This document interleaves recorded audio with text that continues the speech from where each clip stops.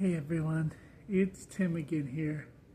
And this time I want to talk about what happened with Barabbas and a little bit more of what I've noticed about it when I looked into it. What's interesting is there's a lot of biblical scholars and historians that believe that Barabbas's first name may in fact have been Yeshua. The reason why they think that is there actually is a historical recollection of a man named Yeshua Barabbas.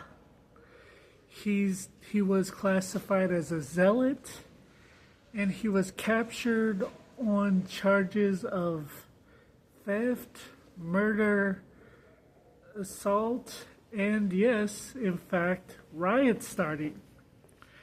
Now, here's the thing. If you look at Barabbas's name, there's two adjectives in Hebrew, and they're both directed towards children. One of them is Bet. It's a feminine name meaning daughter. The other one is Bar. It's a masculine name meaning son. And the second half of his name, Abba, it means father.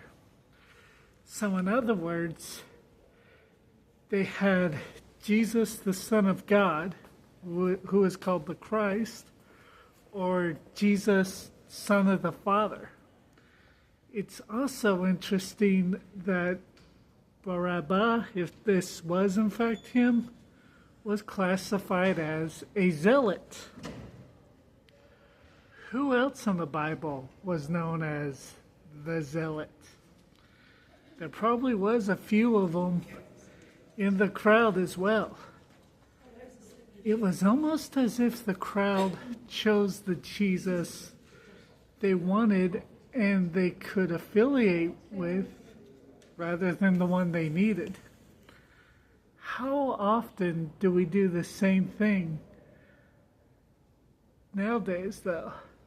I mean, a lot of people, Jesus loved people. Jesus was a communist. He was always including things. Really?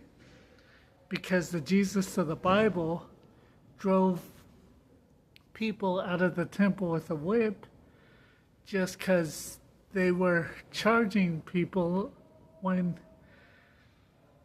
to offer sacrifices, and technically they were also taking money inside the temple, which you weren't supposed to do. You could change money out in the courts, but not in the temple. They were changing a worldly